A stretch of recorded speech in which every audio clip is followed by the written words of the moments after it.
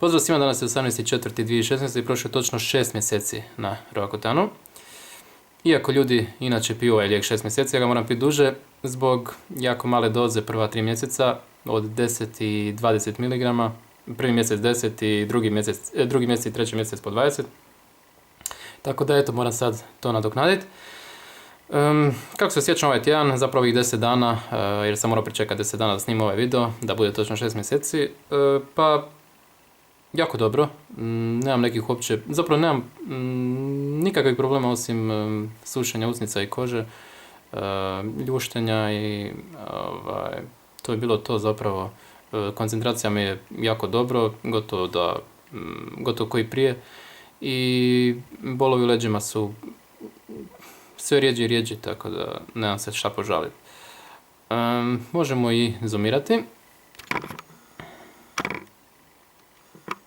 Jako glatka lijeva strana.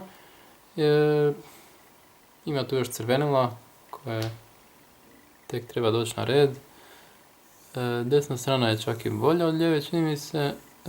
Isto glatka dosta. Ali dosta je suha koža.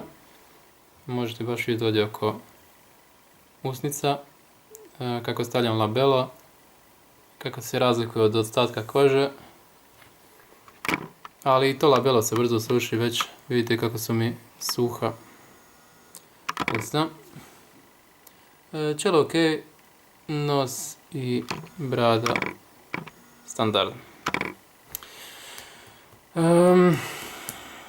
To je bilo to. Nemam više šta puno za reći drugog, osim da vas pozdravljam do idućeg tjedna. Bok.